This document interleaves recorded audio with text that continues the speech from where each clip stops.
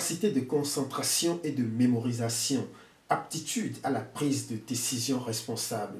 Ce sont quelques-unes des vertus que l'on attribue au jeu d'échecs. Et en cela, il n'est que bénéfique de s'y adonner dès le bas âge. Par cette matinée dominicale de 7 mai, un calme relatif plane sur Dakar. La circulation est plus fluide que d'ordinaire et la ville respire mieux. Aux environs de 9 heures, une dizaine d'enfants et presque autant de parents ont rallié un luxueux restaurant sur mer, sis à la corniche est de Dakar. Ils n'y sont pas pour un petit déjeuner familial. Les enfants sont ici pour un tournoi accompagné de papa ou de maman. Explication de l'encadreur. Alors ici, nous sommes venus faire un tournoi d'échecs pour enfants. Et les enfants ont disputé le trophée Michel Calandini, voilà, celui qui a créé le lagon et qui fut mon élève jusqu'à la fin de sa vie, à l'âge de 90 ans, et qui était un excellent joueur d'échecs. Aujourd'hui, il y a eu des parties très disputées et il y a un élève qui a dominé la plupart des parties.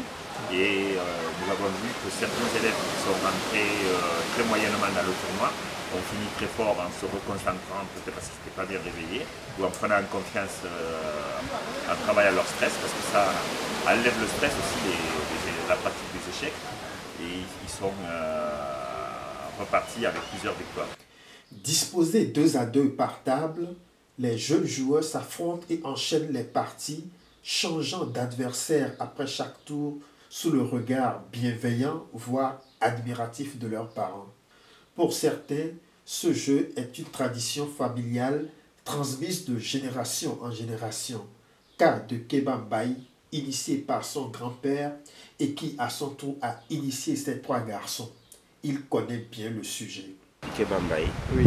Parent de 3 jeunes garçons qui jouent aux échecs depuis maintenant 1 an et demi. On a 4 ans et demi, 6 ans et demi et 11 ans. Alors je pense que les échecs, ce qui est intéressant dans les échecs, c'est que ça va apporter aux enfants une certaine stratégie. C'est-à-dire que ça va leur permettre d'avoir une vue d'ensemble. Chaque pièce a un rôle. Donc de savoir que plusieurs pièces ont un rôle différent et doivent opérer tout ensemble pour aller à la victoire, pour mettre en place une stratégie et une avancée, avoir un résultat, je pense que ça c'était important. En plus évidemment de la concentration, parce qu'il faut de la concentration, il faut être fixé sur quelque chose et ne penser qu'à ça pendant tout le temps de la partie. Pour d'autres, bien que n'ayant jamais pratiqué le jeu d'échecs, ils ont incité leurs enfants à s'y adonner, persuadés des bénéfices qui en découlent. Marie Altounia. Et je suis la maman Andrea. Et voilà. Pourquoi vous avez voulu qu'il joue aux échecs ou bien c'est lui qui a choisi? Alors ce n'est pas lui qui a choisi, je lui ai proposé parce qu'il avait rencontré un petit garçon qui lui avait proposé de jouer, et il s'y intéressait. Et je sentais qu'il y avait un intérêt. Et puis moi je ne sais absolument pas jouer, c'est un regret.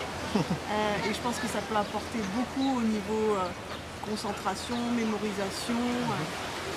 Donc voilà, tout s'est fait naturellement ensuite. J'ai rencontré Alexis et voilà, les choses, j'ai pas cherché, c'est l'occasion qui a fait. D'accord. Je m'appelle Marianne Sec, et je suis la maman d'une enfant qui est venue jouer aux échecs aujourd'hui. En fait, je lui ai proposé de prendre des cours d'échecs, ouais. Et elle a tout de suite accepté. Pourquoi vous le lui avez proposé? Alors moi je ne sais pas du tout jouer aux échecs. J'ai toujours eu en revanche une bonne image de ce jeu. Oui. Parce que je vois que c'est un jeu sur lequel en fait quand on est joueur d'échecs on se concentre. Et puis aussi il y a pas mal de règles à mémoriser et c'est un jeu de stratégie, donc ça incite les enfants en fait à réfléchir. Et je pense aussi que c'est un jeu de patience, puisqu'il faut attendre que l'autre ait joué, justement. Et donc ça apprend quand même aussi aux enfants à rester patients. Et puis à anticiper les coups des autres pour pouvoir répliquer. Oui. Donc tout ça me plaisait bien en fait. Tout en ne sachant pas jouer, ça me plaisait bien et je trouvais que c'était une bonne idée que ma fille commence. Réputé être un jeu de stratégie par excellence, cette activité ludique passe pour être formatrice en ce qu'elle aide l'individu à se construire, à savoir se défendre et à assumer ses choix. À chaque personne, à chaque étape de leur vie, Ils vont se dire, voilà, si je fais ça, voilà ce qui se passe. Si je fais ça, voilà ce qui se passe. Ça donne des conséquences aux actes, de la stratégie, de la planification. Voir aussi un peu les réactions de son adversaire en fonction de ce que nous on fait. C'est-à-dire, on peut faire de... Bon, c'est des enfants de 4 ans, donc ils peuvent faire de la peine à quelqu'un. Ils vont poser un acte qui feront de la peine à quelqu'un. Cette personne va réagir en fonction. Et c'est comme ça que, bon, voilà, que les choses s'enchaînent et ça peut aboutir à des résultats qui peuvent ne pas forcément contrôler dès le départ. Au bout d'une heure de jeu, c'est le tenant du titre qui a rempilé et reçoit le trophée Michel Calandini. Même s'il ne semble pas très populaire au Sénégal, le jeu d'échecs a ses aficionados. Dire en revanche que c'est un jeu d'aristo, c'est se tromper, puisqu'il reste accessible même aux talibés et autres enfants de la banlieue. Les échecs, moi je les enseigne également à des enfants qui ne savent ni lire ni écrire, comme les enfants de village pilote, ou à un moment donné les enfants des talibés du SAMU social de Ouakam. Donc ça c'est le cinéma qui a donné cette image erronée des échecs. Voilà, comme quoi ça pourrait être que une discipline élitiste pour des gens de pouvoir fortunés.